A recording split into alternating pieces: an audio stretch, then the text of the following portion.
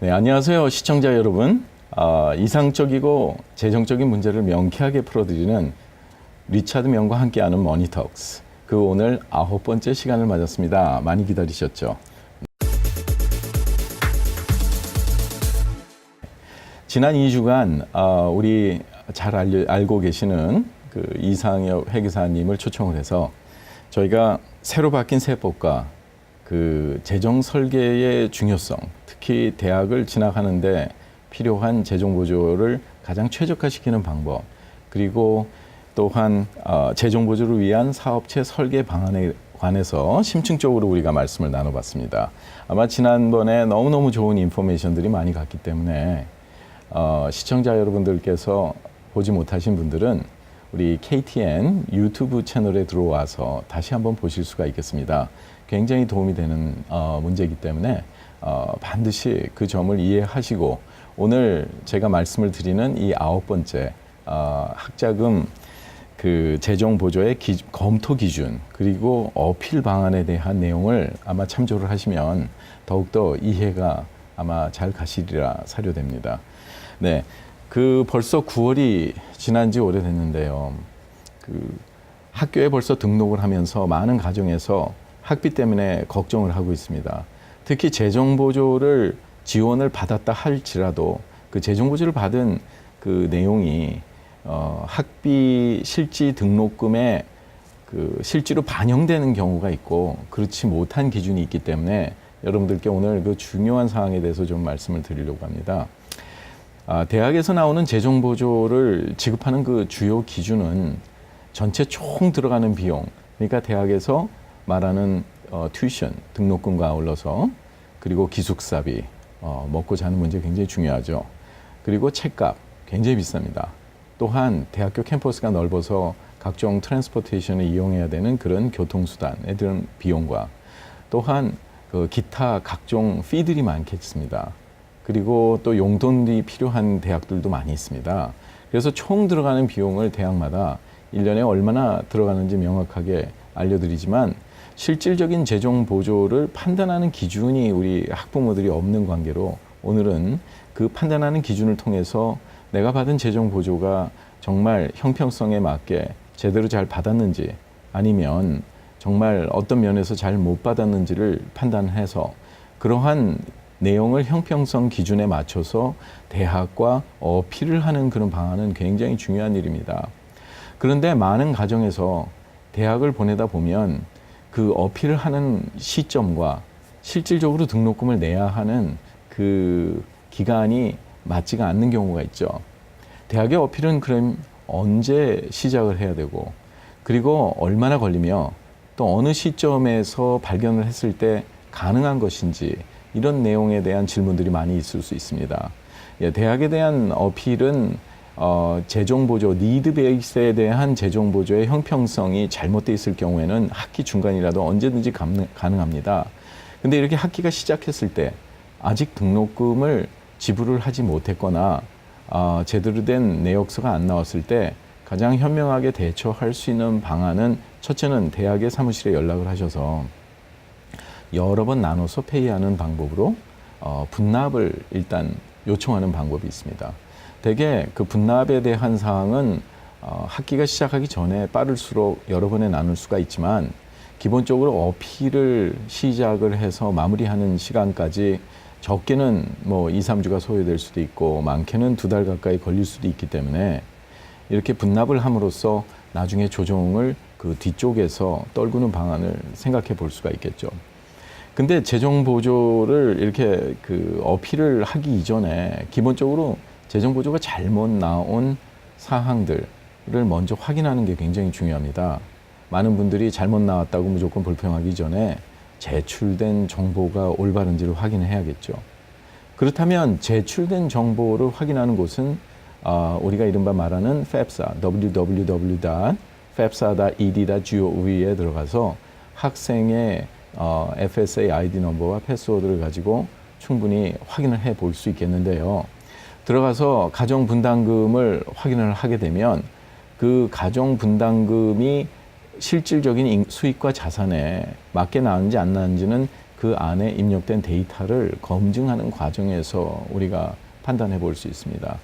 데이터가 잘못되었을 경우에 좋은 재정 보조를 바랄 수 없듯이 다시 한번 우리가 돌다리도 한번 두드려 보고 우리가 건너라고 그랬습니다. 그래서 실질적인 그런 내용을 검토를 함으로써 거기서 잘못된 과정은 먼저 우리가 정정을 해서 다시 리프로세싱을 시켜서 대학에다가 페티션을 내는 방법을 우리가 볼 수가 있겠고요.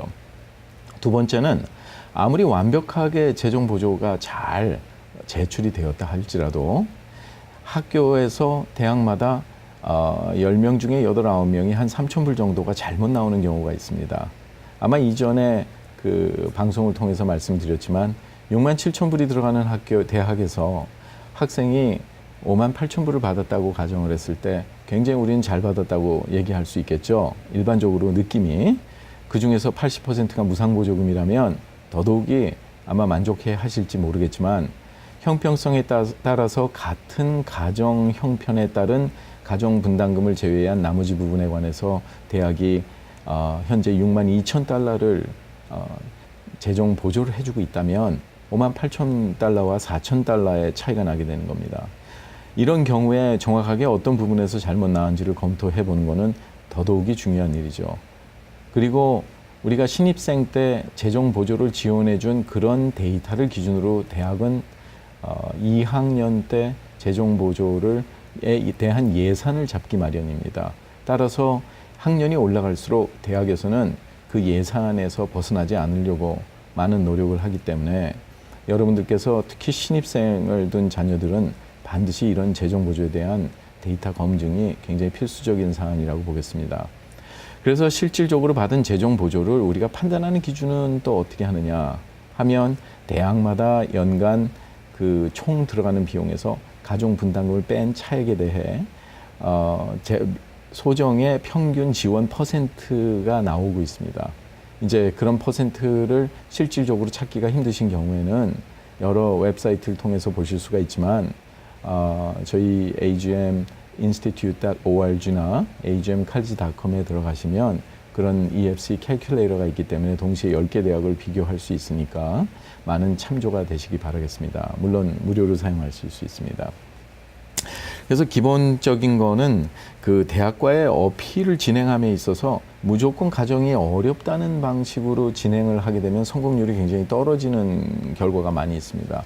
아예 대학별로 1차 어필 서신에 대해서는 답변을 준비하고 있는 경우가 많습니다.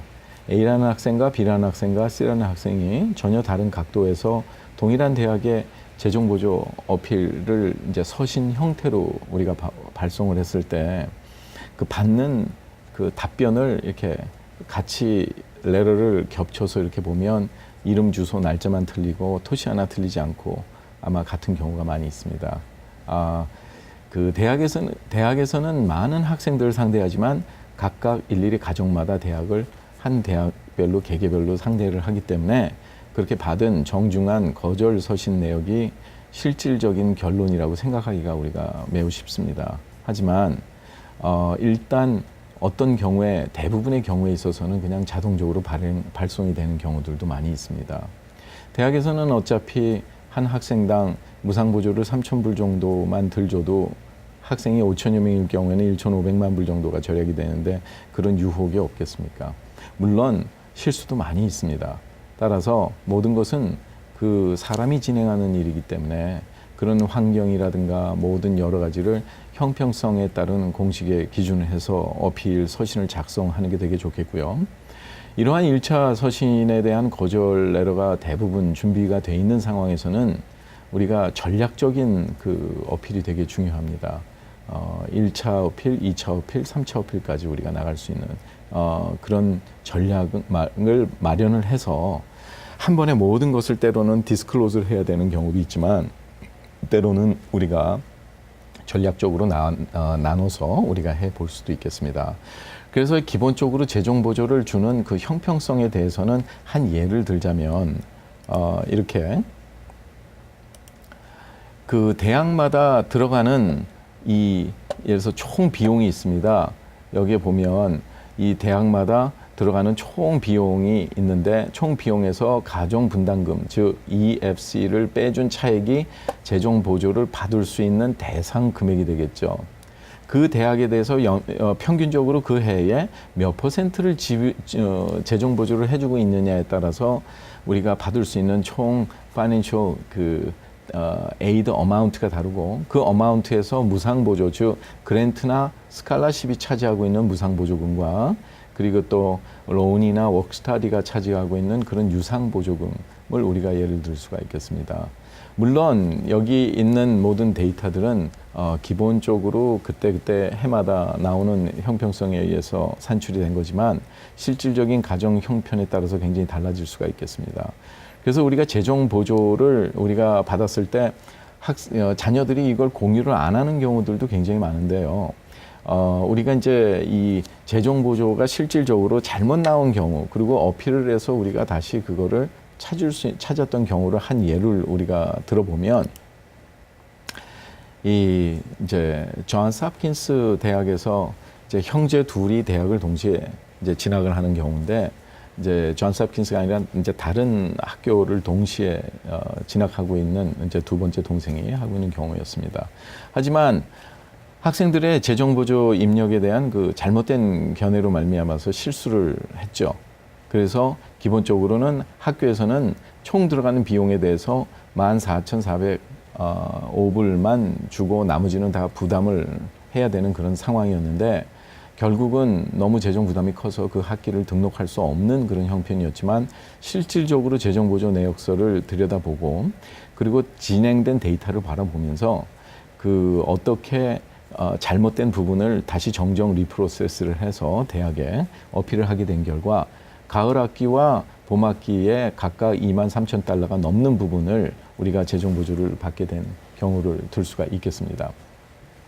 따라서 한 가지 우리가 주의해야 될 점은 그 대학에서 이른바 말하고 있는 그 2010년 10월 1일 이후에 미 교육부가 대학마다 반드시 올려놓기를 원하는 그 넷 프라이스 캘큘레이터라는 게 있습니다. 대학마다 재정 보조 웹사이트에 들어가면 넷 프라이스 캘큘레이터가 있는데 그것은 이제 가정에 있는 모든 수익과 자산의 입력을 대충 해보면 얼마 정도 무상 보조를 받을 수 있고 재정 보조를 받을 수 있어서 실제 부모가 얼마를 지불을 해야 되는 그런 넷 프라이스가 계산이 되는 겁니다. 근데 여기서 우리가 지난 시간에도 우리가 말씀을 드렸지만 한 가지 우리가 실수할 수 있는 점은 재정 보조에서 가정 분담을 굉장히 증가시키는 부분들이 있단 말입니다. 예를 들어서 529 플랜을 갖고 있다든가 학자금 목적의 저축 금액이라든가 아니면 401k라든가 뭐 403b라든가 TSP라든가 에듀케이션 IRA라든가 이렇게 아니면 일반 IRA, Roth IRA 이런 모든 게 연방 정부의 세금 그 IRS 웹사이트에서 모든 데이터가 넘어옴으로써 그건 선택 사항입니다.